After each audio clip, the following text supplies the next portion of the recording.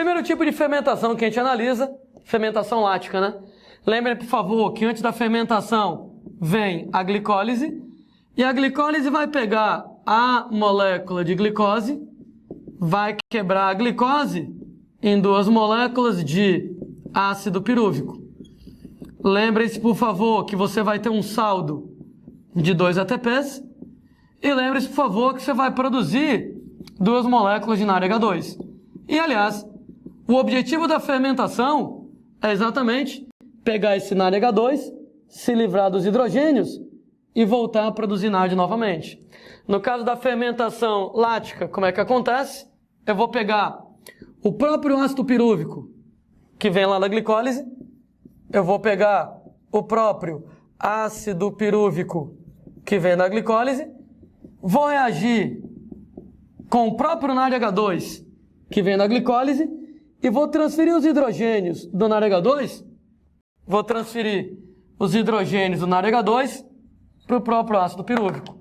C3H4O3 mais 2 hidrogênios fica C3H6O3.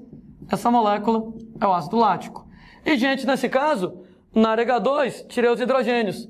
Então ficou somente NAD. E é exatamente o que eu queria. Uma vez que eu peguei o NADH2 e produzi NAD, o NAD, então, ele pode voltar para a glicólise poder acontecer novamente. Pessoas, eu vou dizer para vocês que o ácido pirúvico, ele é o aceptor final de elétrons, o aceptor final de hidrogênios na fermentação lática. Tudo bem, tradução, né? O NAD é um aceptor intermediário. Aceptor é aquele que recebe. Então o NAD, temporariamente, recebe os elétrons, os hidrogênios, só que ele não fica para sempre com isso. Por isso que o nome dele é aceptor intermediário. Ele recebe isso temporariamente. Então, temporariamente, ele pega os hidrogênios, os elétrons, e ele dá para alguém. O cara que fica com os hidrogênios, com os elétrons no final da novela, chama-se aceptor final de elétrons, aceptor final de hidrogênios. Então, vou pegar os hidrogênios, os elétrons estão dentro dos hidrogênios, e aí eu vou transferir isso para o ácido pirúvico. Então, ácido pirúvico, o cara que fica com os elétrons, com os hidrogênios no final da novela, é o aceptor final de elétrons, é o aceptor final de hidrogênios. E o ácido lático vai ser o produto dessa reação. Então, moçada lá, processo de fermentação lática produz basicamente ácido lático. Gente, onde é que a fermentação lática acontece? E qual a importância da fermentação lática para a nossa vida cotidiana? Eita, moçada, muitas coisas para falar. Primeiro exemplo de onde a fermentação lática acontece, uma categoria de bactérias chamadas de lactobacilos. Sendo, moçadinha, que os lactobacilos, eles vão acabar sendo bem interessantes para a gente em vários aspectos. Eles estão relacionados, por exemplo, com a produção de uma série de alimentos, como, por exemplo, iogurtes e queijos. Qual é a relação do lactobacilo com a produção de iogurte, com a produção de queijo? Bom, quem aí é de interior, né, ou mesmo quem não é de interior talvez, né, conhece lá coalhada, né? Coalhada é uma espécie de iogurte caseiro, né? Eu particularmente acho horrível coalhada, mas tá, tudo bem. Coalhada é um tipo lá de iogurte caseiro. E como é que você faz o diabo da coalhada? Eu vou passar para você a receita de coalhada da minha finada avó. Você pega a moçada lá, um copo de leite, um recipiente com leite, e você tampa o recipiente com leite, e pronto, acabou a receita, o leite vai virar coalhada. É só isso mesmo. Ora, Landim, por que quando você pega o leite e fecha o recipiente, vira coalhada? Ora, porque a vez que você fecha o recipiente, aqui dentro não tem oxigênio.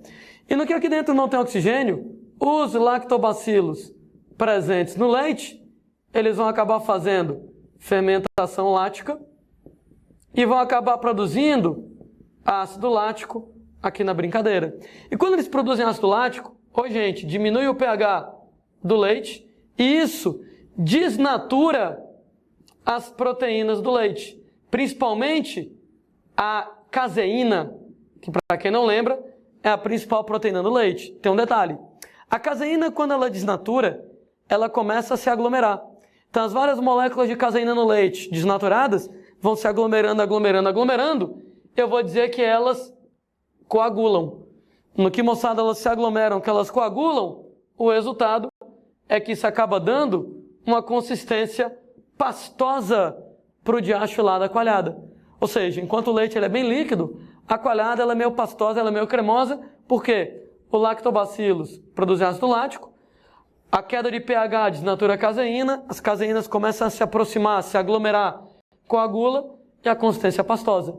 Né? Detalhe, né? Você vai lá, pega a coalhada, coloca lá açúcar, sei lá, suco de frutas, alguma coisa, e acaba comendo aquela desgraça. Né? Se você come coalhada hoje, volto a dizer, eu acho horrível. Se você come coalhada hoje, guerreiro, é porque você gosta, né? Mas no tempo da minha avó, ela fazia coalhada, não era porque ela gostava necessariamente, não. Né? É porque era o jeito. É porque minha avó lá no interior do Pacuti, no fim do mundo, no interior do Ceará, gente, não tinha geladeira na casa dela quando ela era mais nova. E como ela não tinha geladeira na casa dela, o jeito para ela, de repente, conservar o leite era transformando o leite em coalhada. Quanto tempo demora para o leite estragar fora da geladeira? Gente, leite está fora da geladeira, em 2 ou 3 dias, talvez até menos, ele estrague. Então, no tempo que não tinha geladeira para conservar o leite, uma estratégia para conservar o leite era transformar o leite em coalhada. Por quê? Porque o ácido lático, ele acaba baixando o pH, ele mata bactérias decompositoras, bactérias, moçada, que estragassem o leite. Então, se você deixasse o recipiente aberto, no ar tem várias bactérias decompositoras, em sua maioria elas são aeróbicas, e essas bactérias decompositoras aeróbicas, elas iriam promover putrefação do leite, o leite ia estragar. Daí, uma vez que você foi lá e você fechou o recipiente, você não deixa as bactérias de fora entrarem, aqui dentro não vai ter oxigênio. Pode até ter alguma bactéria decompositora, mas sem oxigênio, os lactobacilos predominam, fazem fermentação, produzem ácido lático, o que mata bactérias decompositoras, evita que o alimento estrague. Então isso aqui acaba funcionando como uma técnica de conservação. Leite fora da geladeira, em 2 ou 3 dias, talvez menos, talvez horas, ele estrague. Coalhada, mesmo sem geladeira, acaba durando, moçada, algumas semanas, talvez, alguns dias. Ou seja, era uma técnica de conservação do alimento. Né? Então, hoje em dia, né, você come coalhada porque você gosta, mas antigamente era uma maneira de conservar o alimento. Então, isso aí, a coalhada, volto a dizer, é uma versão meio que caseira do iogurte. A técnica de produção de iogurte, ela é muito parecida. A técnica de produção de queijo também é muito parecida.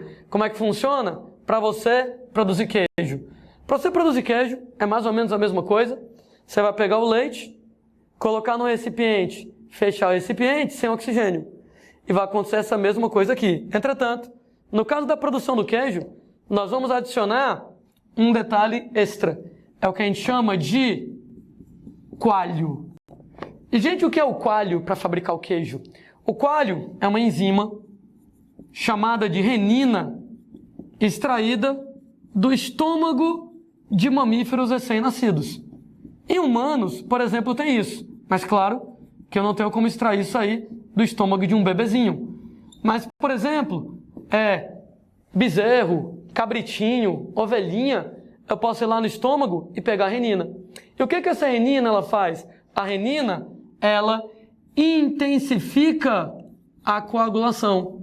Ou seja, normalmente, quando o lactobacillus faz fermentação lática, que ele produz ácido lático, que o pH cai, já vai fazer a coagulação e vai ficar pastoso. Só que quando eu coloco o coalho, quando eu coloco lá a renina, aumenta a coagulação, ao invés, moçada, de ficar simplesmente pastoso, vai aglomerar tantas proteínas que vai ficar sólido. No que fica sólido, a gente vai ter uma massa sólida aqui embaixo, que ela é exatamente o queijo. Basicamente, moçada, o queijo é constituído de proteína, caseína aí na jogada. Um pouquinho de carboidrato, um pouquinho de gordura e aí vai. De novo, quem é de interior e já viu lá como é que é a fabricação de queijo? Quando você vai lá e coloca o coalho, hoje em dia não precisa você pegar no estômago lá do bichinho não, tá? Você tem algumas lojas especializadas que vendem o coalho já para você você misturar com queijo, com leite, para fazer o seu queijo. E aí quando você faz o queijo é aquela massa de proteínas afunda, a parte líquida do leite fica aqui em cima com o nome de soro. O soro basicamente vai ter água e gordura. De novo o pessoal lá do interior, você vai pegar o soro, água e gordura, bate para poder produzir manteiga aí na brincadeira. Então, faz lá o sólido, queijo, a parte proteica vai ser o queijo, a parte líquida, água e gordura, eu posso usar para fazer manteiga.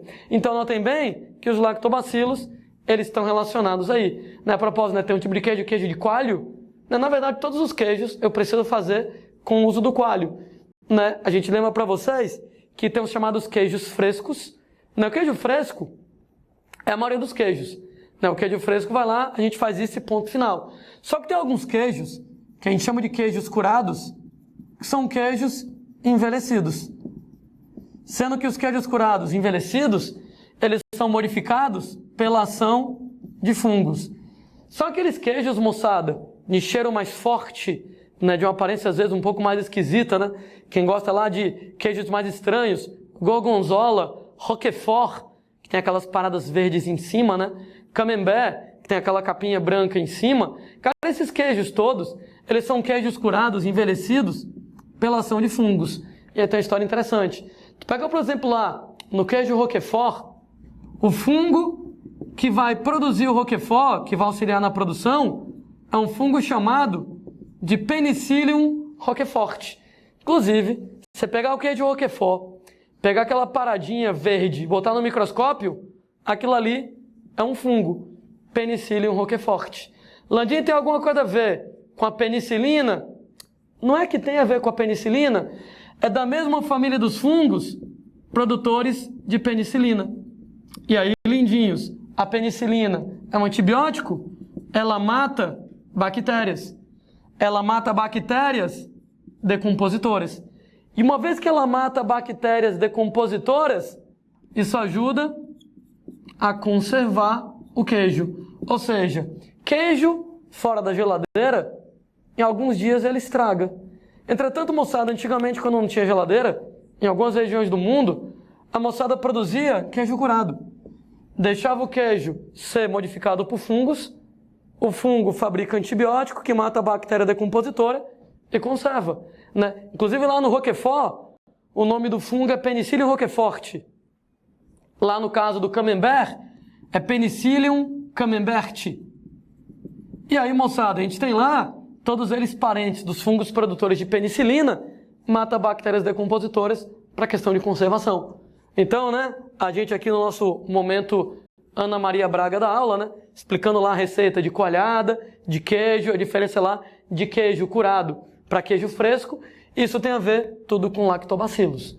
Sendo pessoas, continua a diversão, que os lactobacilos, eles também têm outras utilidades do ponto de vista da nossa vida cotidiana.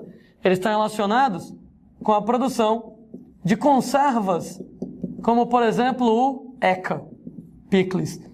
Nem adianta discutir comigo, picles é horroroso e acabou a discussão. Cara, como é que é picles? Como é que picles é feito? Picles, ele é exatamente pepino, cenoura, cebola, alguma coisa modificado lá por fermentação lática. Por exemplo, o picles do sanduíche da McDonald's é pepino tratado por fermentação lática. Para que serve isso? Bom, hoje em dia tem gente que come picles porque gosta, Bando de doido, picles é horroroso. Mas assim, antigamente era uma maneira de conservar o alimento. No tempo que não tinha geladeira, quanto tempo dura pepino fora da geladeira? 1 semana? 2 semanas? Então o que a moçada fazia? Pegava o picles e deixava o picles ser modificado por fermentação lática, que é aquele lance, Que o diabo do ácido lático baixa o pH, mata bactérias decompositoras e com isso trabalha na conservação. Tanto é que picles, mesmo fora da geladeira, picles dura às vezes anos. Conserva de picles, cenoura, pepino, sei lá o que você vai fazer o picles, pode durar anos e anos, o ácido lático mata as bactérias decompositoras e evita que aquilo ali estrague. Então são técnicas de conservação de alimento de antigamente, que hoje em dia não precisa mais porque tem geladeira, mas a moçada, claro, ainda usa por causa do sabor que acaba sendo produzido. Lactobacilos, moçada, também estão relacionados com azedamento dos alimentos. É porque tem lactobacilos na nossa saliva. Então, na nossa saliva tem lactobacilos. E, gente, quando você está na sua casa, você fala, você respira, nas gotas de cuspe que você joga no ar, tem lactobacilos. Quando aquele cuspe cai no alimento, os lactobacilos proliferam e, com isso, fazem o alimento azedar, porque eles produzem ácido lático, né? E o ácido lático, por exemplo, no arroz, no feijão, vai deixar aquilo ali azedo, bom, o sabor, claro, já não vai ser o mesmo, já não vai ser agradável, né? Ah, a propósito, todo mundo aqui conhece uma técnica ótima para acelerar o azedamento do alimento, né? Pega a colher, coloca na boca, devolve a colher cheia de baba no alimento, que você acaba azedando mais rápido. Claro, né, moçada? Porque, como eu estava falando, na saliva tem lactobacilos. Se você pega uma colher de arroz, taca na boca, e devolve a colher cheia de baba lá no arroz, sua saliva está cheia de lactobacilos, acelera o azedamento do alimento. Então ele vai azedar mais rápido. Lembrando que, como é que eu diminuo o azedamento? Número 1, tampe o recipiente onde o alimento está guardado, né? Se você guarda o arroz num recipiente aberto, gotas de saliva caem no arroz, as lactobacilos se instalam, acelera o azedamento. Se você fechar lá o recipiente com arroz, já diminui o azedamento. Outra coisa é guardar em geladeira, né? O frio da geladeira diminui o metabolismo dos lactobacilos, né? Das aulas de química. Quanto mais alta a temperatura de um sistema, maior a velocidade das reações químicas. Quanto mais baixa a temperatura, menor a velocidade. Então, quando eu boto na geladeira, diminui a velocidade das reações químicas e automaticamente diminui a produção de ácido lático. Então, demora mais tempo para azedar. Essa história que eu estou comentando, de que tem lactobacilos na saliva, explica, moçada, também o surgimento de cáries. Gente, cáries tem a ver com ácido lático. Basicamente, o que acontece na cárie é que o ácido lático, ele vai lá e descalcifica os dentes. No que o ácido lático descalcifica os dentes, automaticamente surgem cavidades de cárie. Daí, moçada, para que você tenha cárie, você vai ter que ter 3 coisas, né? Você vai ter que ter uma fonte de açúcar, né, para poder fornecer glicose, que vai ser utilizada na fermentação lática. Você vai ter que ter as bactérias que vão fazer a fermentação lática. Tem várias bactérias, lactobacilos é apenas uma delas. Outra delas chama Streptococcus mutans. É a principal bactéria da cárie, que também faz fermentação lática e produz o ácido lático para fazer a cárie. Ah, é claro, né? Você precisa ter dente para ter cárie, né? Quem não tem dente, obviamente, não tem cárie. Aproveito para lembrar que cárie pode ser transmissível, né? Se você lascar o chupão na boca de uma pessoa cheia de cárie, cara, você vai receber as bactérias dessa pessoa, você vai receber lá lactobacilos, streptococcus, né? A troca de saliva aí no chupão vai acabar fazendo com que você ganhe essas bactérias. E aí, com as bactérias, o açúcar e o seu dente, aumenta o risco, moçada, claro, de você desenvolver cáries. Eu também vou encontrar bactérias lactobacilos lá na vagina. Nesse caso, moçada, elas vão lá tornar o pH da vagina ácido. Gente, o pH da vagina é ácido, então você tem lá lactobacilos na vagina, e isso deixa o pH da vagina ácido. Por que é muito importante que o pH da vagina seja ácido? Porque do lado da vagina tem um ânus, né? O ânus, moçada, é muito próximo da abertura da vagina, e pelo ânus saem fezes, e as fezes têm bactérias.